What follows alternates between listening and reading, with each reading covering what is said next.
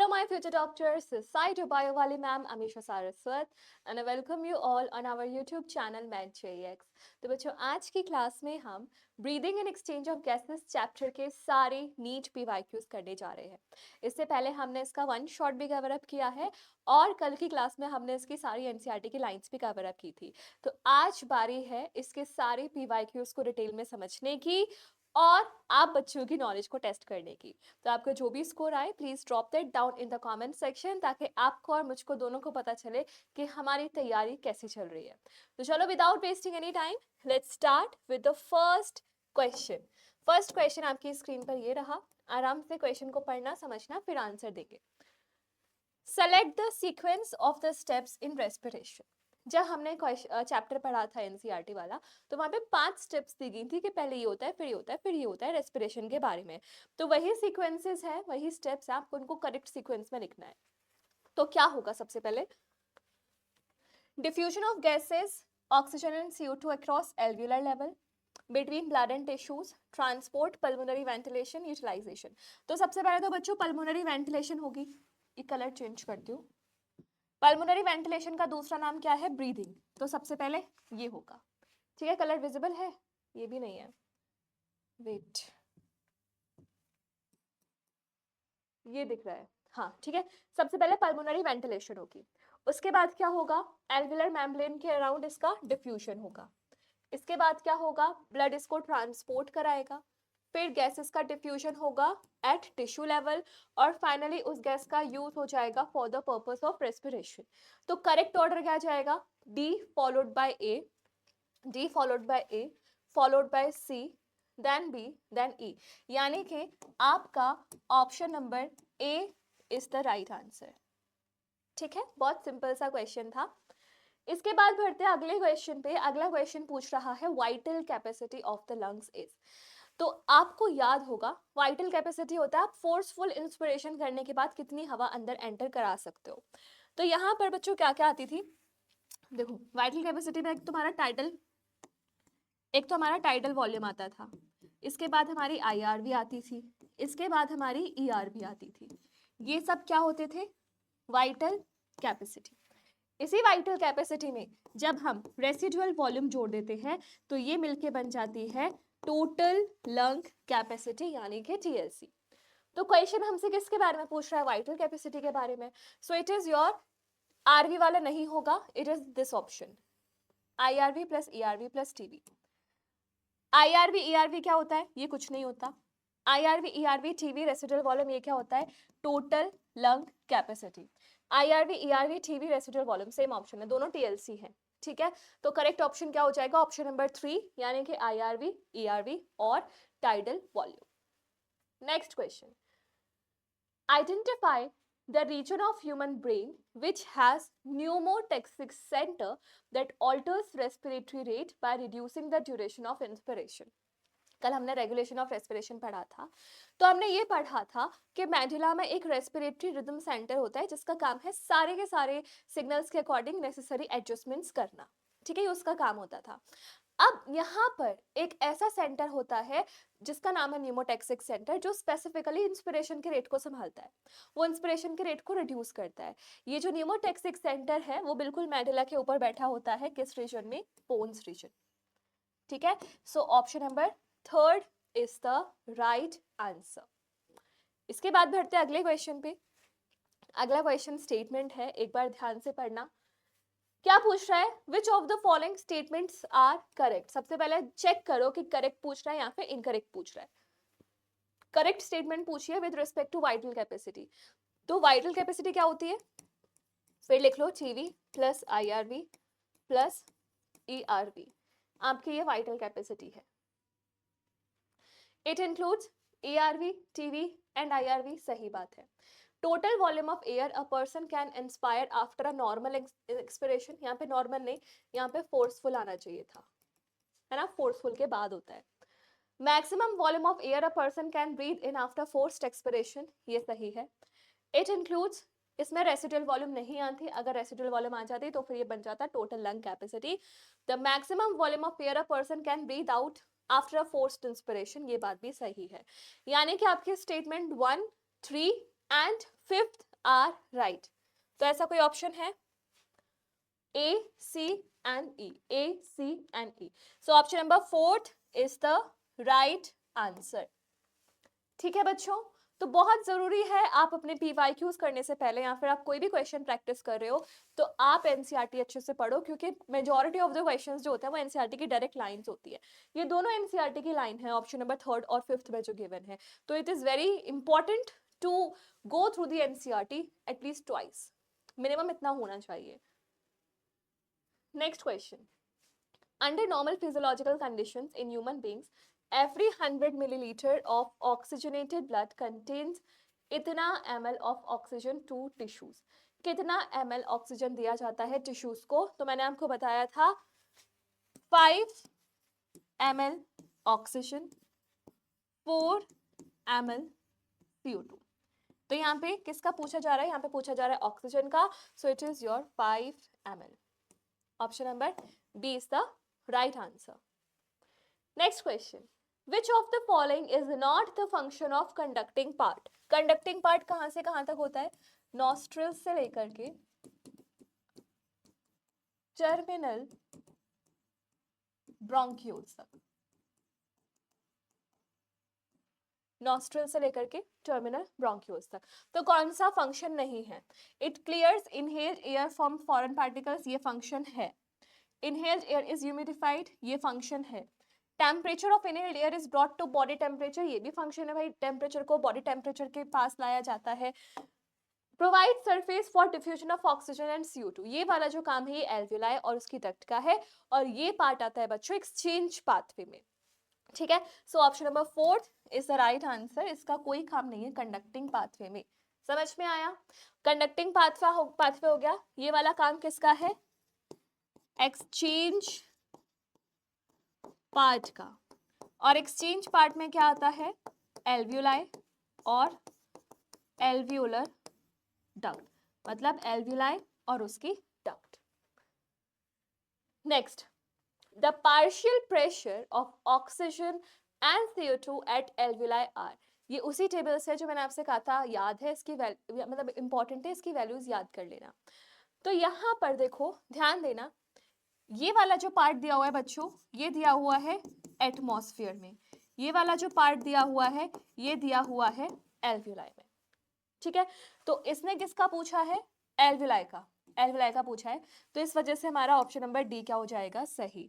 तो for this question table is very very mandatory, है ना। मैंने कहा था एल्वियोलाई और एटमॉस्फेयर के बीच में सबसे ज्यादा पूछा जाता है, तो वहीं से क्वेश्चन उठ के आया है। Next question, select the favourable condition for formation पूछा गया है। किसका फॉर्मेशन? ऑक्सी हीमोग्लोबिन का। अब ऑक्सी हीमोग्लोबिन बनने का जो मेजर फैक्टर रिस्पॉन्सिबल है वो होता है ऑक्सीजन का पार्शियल प्रेशर, है ना। लेकिन इसके अलावा आपका CO2, हाइड्रोजन आयन की कंसेंट्रेशन, टेम्परेचर भी बहुत इंपॉर्टेंट रोल प्ले करते हैं। तो अगर आपको ऑक्सी हीमोग्लोबिन बनाना है तो सबसे पहले आपके पास high partial pressure of oxygen होना चाहिए, लो पार्शियल प्रेशर ऑफ CO2 होना चाहिए। इसके बाद आपकी H पॉजिटिव आयन की जो कंसंट्रेशन है वो कम होनी चाहिए, और मतलब आपका जो pH है वो कम होना चाहिए, और जो टेम्परेचर है वो होना चाहिए कम। ठीक है, तो क्या जाएगा आपका ऑप्शन नंबर? कहाँ जा रहा है? लो PO2, लो PO2, ये दोनों तो वैसे ही गए, लो PO2 गए, लो PO2 गए, हाई PO2 हाई CO2 ये गया, high PO2 low CO2 less H plus and low temperature, option number 4। ठीक है, option number 4 is the right answer. Next question, identify wrong statement with reference to transport of oxygen. Transport of oxygen से related आपको wrong statement बतानी है। Partial pressure of CO2 can interfere with oxygen binding with haemoglobin. CO2 का partial pressure affect कर सकता है, करता है। Higher H positive concentration in alveoli favours the formation of oxy haemoglobin, गलत, रॉन्ग बतानी है। चलो ठीक है, low PO2 in alveoli favours the formation of oxy haemoglobin, गलत। Binding of oxygen with haemoglobin is mainly related to partial pressure of oxygen, ये कैसे हो सकता है? High H positive concentration in alveoli favors the formation of oxyhemoglobin. Low PO2 in alveoli favors the formation of oxyhemoglobin. Okay, समझ गए.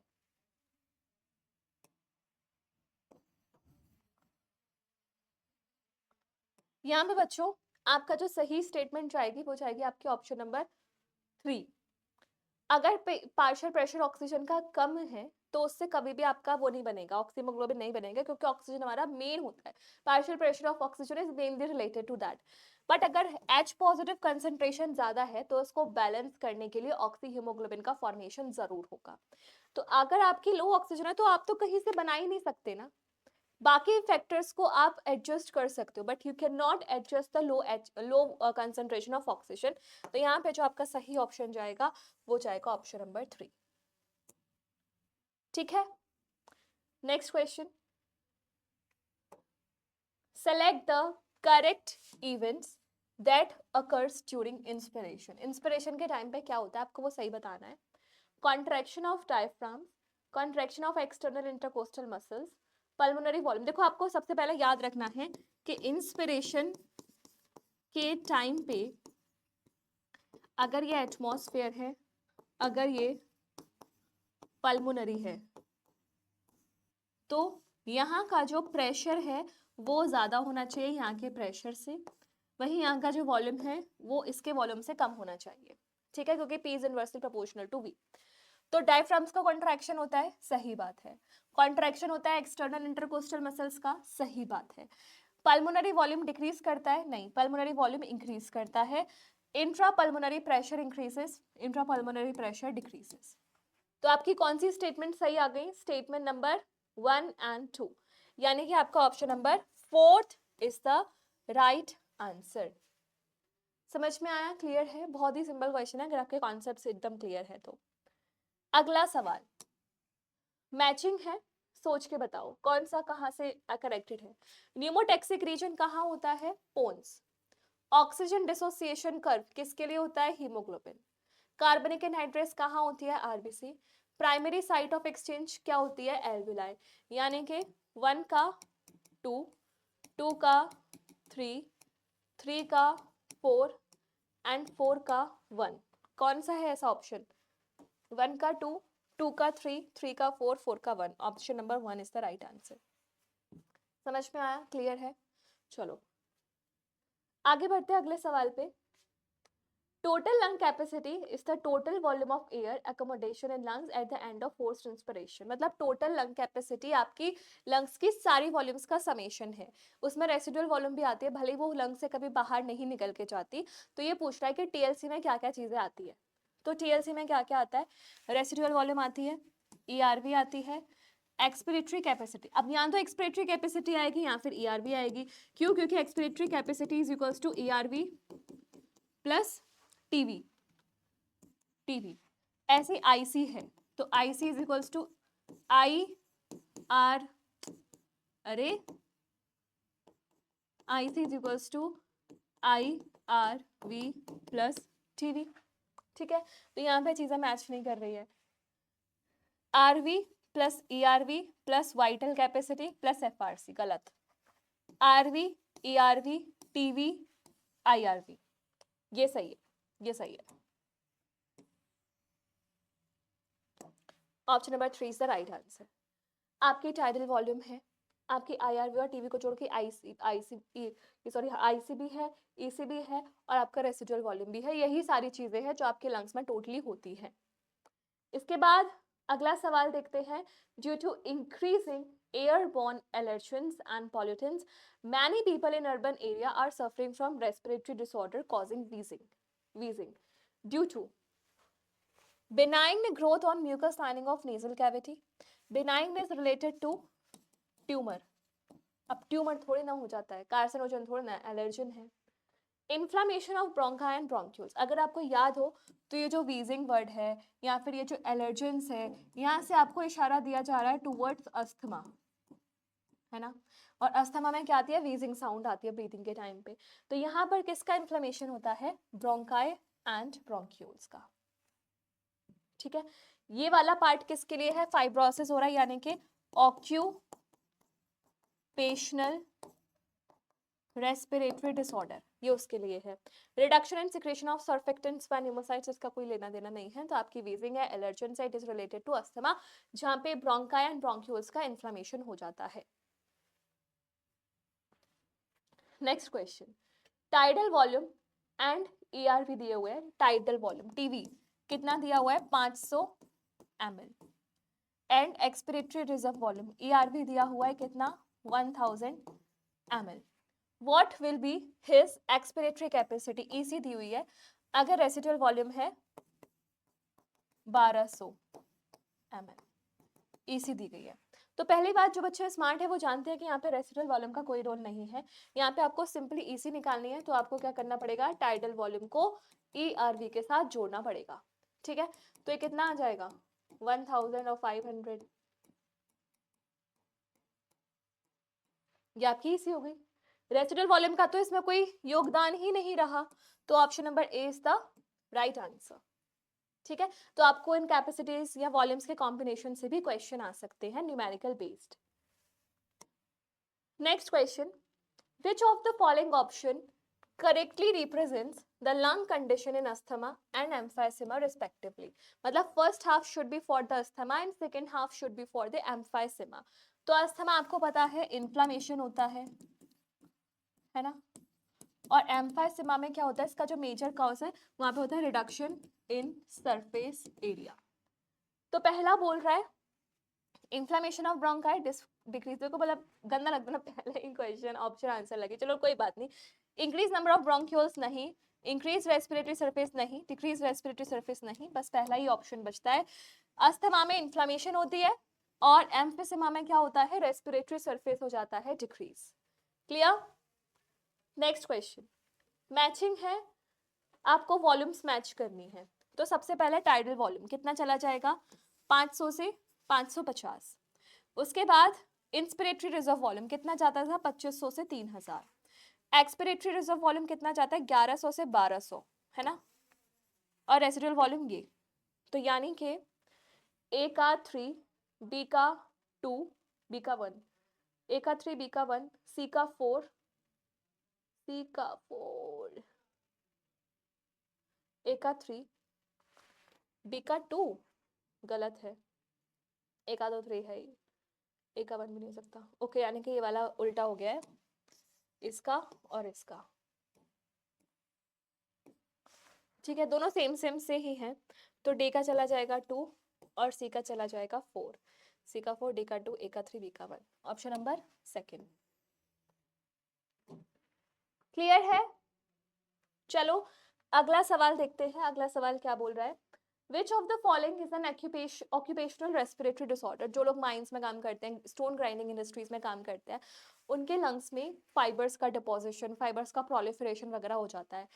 ये इसमें एक एग्जाम्पल दिया हुआ है, कौन सी बीमारी है, सिलिकोसिस, सिलिका, सिलिका, सिलिका किसमें होता है, ब्रिक्स वगैरह में, सीमेंट वगैरह में। तो जब आप इनकी ग्राइंडिंग वगैरह करते हो, इनकी मैन्युफैक्चरिंग करते हो, तो वहां से जो सिलिका का डस्ट होता है वो करता है कॉज सिलिकोसिस। क्लियर।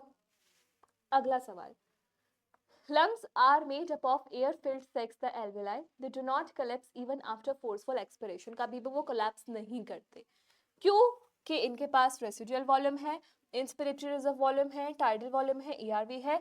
तो हमें पता है इनके पास है रेसिडुअल वॉल्यूम, जो अलाउ नहीं करती इनको कभी भी कोलैप्स होने के लिए। इसके अलावा इनके पास दूसरा रीजन होता है प्रेजेंस ऑफ सर्फेक्टेंट, और सर्फेक्टेंट का नाम क्या है, लेसाइथिन, ठीक है। तो ये भी वन ऑफ द रीजन है जिस वजह से वो कोलैप्स नहीं करता। अगला सवाल, विच of the following can not be measured by spirometer. Spirometer से इनमें से क्या मेजर नहीं हो सकता। तो आपको याद रखना पड़ेगा कि स्पायरोमीटर जो होता है वो कभी भी रेसिडुअल वॉल्यूम को मेजर नहीं करता। तो ऐसी कोई भी कैपेसिटी मेजर नहीं होगी जिसमें रेसिडुअल वॉल्यूम आएगा। सो वाइटल कैपेसिटी में रेसिडुअल वॉल्यूम नहीं आता। टाइडल वॉल्यूम ये क्या है, कुछ नहीं, इसमें भी रेसिडुअल वॉल्यूम नहीं आता। इंस्पिरेटरी रिजर्व वॉल्यूम में भी रेसिडुअल वॉल्यूम नहीं आता, और रेसिडुअल वॉल्यूम खुद बच गया, तो option number D is the right answer. It can not be measured by spirometer. मैंने आपको वन शॉट में भी बताया है, एनसीईआरटी लाइनर में भी बताया है। इसके बाद अगला सवाल, अब पहले पूछा था कि एल्वेलाई क्यों नहीं कोलैप्स करते, अब पूछ रहा है कि लंग्स क्यों नहीं कोलैप्स करता। So lungs do not collapse between breath and some air always remains in the lungs, which can never be expelled because there is a positive pressure. Pressure in the lungs is higher than atmospheric pressure. There is a negative pressure. There is a negative intrapleural pressure pulling at the lungs walls. तो देखो, आपके lungs के अंदर एक negative pressure होता है जो उसको पुल करके रखता है प्लूरल वॉल्स में, क्योंकि हमें पता है कि हमारा जो लंग है इससे एक अंदर वाली प्लूरल मेम्ब्रेन अटैच्ड है और एक प्लूरल मेम्ब्रेन थोरेसिक कैविटी से अटैच्ड है। तो यहाँ पे जो नेगेटिव प्रेशर है वो उसको पुल करके रखता है, ऐसे खिंच के रखता है, तो लंग कभी कोलैप्स नहीं करता। ठीक है। Partial pressure of oxygen in the alveoli of lung is less than in the blood. Blood से लेस होगा? नहीं, ज्यादा होगा, less than that of CO2। तो आपको याद हो तो ऑक्सीजन का पार्शियल प्रेशर कितना था? 104, और CO2 का पार्शियल प्रेशर कितना था? 40 mm ऑफ Hg। ये एल्वेलाई में बात की जा रही है, तो कहीं से ये हो रहा है? नहीं। Equal to that in the blood या more than that in blood? Blood से ज्यादा होगा बच्चों, तभी तो एल्वेलाई से ब्लड में डिफ्यूजन होगा। एल्वेलाई में ज्यादा होगा तभी तो वो ब्लड फिर जाके उसमें जाएगा ना, ब्लड में, क्योंकि एल्वेलाई में ज्यादा होता है as compare to blood. Next question, reduction in pH of blood will, pH अगर कम है इसका मतलब H पॉजिटिव आयंस ज्यादा है। ठीक है, तो reduce the rate of heart beat, reduce the blood supply to brain, decrease affinity of haemoglobin with oxygen, release bicarbonate ion by the liver.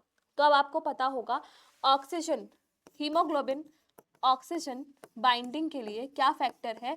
P oxygen ज्यादा होना चाहिए, PCO2 कम होना चाहिए, H पॉजिटिव आयंस कम होनी चाहिए, और टेम्परेचर कम होना चाहिए। अब H पॉजिटिव आयंस ज्यादा है, तो ज्यादा होने की वजह से क्या हो जाएगा? हीमोग्लोबिन और ऑक्सीजन की जो एफिनिटी है वो हो जाएगी कम। ठीक है। अगला सवाल, when you hold your breath which of the following gas change in the blood would first lead to the urge of breathing? जब आप अपनी ब्रीथ को होल्ड कर लेते हो तो इनमें से कौन सी चीज है जिस वजह से आपको लगेगा कि फटाफट से मैं सांस लूं? Rising CO2 and falling oxygen, falling oxygen concentration, falling CO2 concentration. आपको पता है कि आपके जितने भी कीमोरिसेप्टर्स थे, चाहे वो आपके मेडुला में हो, कीमो सेंसिटिव एरिया, चाहे आपके हार्ट में हो, carotid artery, aortic arch, they were more sensitive to CO2। Oxygen का एज सच इनसिग्निफिकेंट रोल था, तो यहाँ पर आपका सही आंसर जाएगा option number first. Rising CO2 concentration causes an urge to breathe. Approximately 70% of carbon dioxide absorbed by the blood will be transported to lungs. 70%, 7%, 20 to 25%, ये तीन चीजें थी। 20 से 25% तो वो मूव करती है बाय कॉम्बिनेशन विद हीमोग्लोबिन, है ना। 7% dissolved as CO2, 70% as bicarbonate ion. ये तीन केसेस हैं। तो अब बोल रहा है वो 70% के लिए पूछ रहा है, 70% में फिर क्या चला जाएगा? आपकी बाइकार्बोनेट आयंस, यानी कि option number second is the right answer. समझ में आया? अगला सवाल देखते हैं। हो गया, इतना इजी था। बताओ, आप लोगों ने ब्रीदिंग की अगर एनसीईआरटी पढ़ ली, वन शॉट कर लिया, तो आपके पीवाईक्यूज आपसे आराम से बनेंगे, क्योंकि बहुत चुनिंदा गिने चुने कॉन्सेप्ट्स हैं जिनको आपको अच्छे से अप्लाई करना है। फिर क्वेश्चन चाहे आपको कैसे भी ट्विस्ट करे, आप आराम से मोल्ड होके आंसर सही से दोगे। सो बच्चों, ऐसे ही आपके और चैप्टर्स की भी हम प्रैक्टिस करते रहेंगे। आप सेशन को ज्वाइन करो, आपके जो भी मार्क्स हैं उनको बताओ, क्वेश्चन अगर मतलब कोई डाउट भी आए तो वो भी आप बताओ। योर बाय वाली ma'am and entire maths team will help you, पक्का, ये वादा है। So my future doctors, I wish you all the very best. Bye bye, take care, all the best.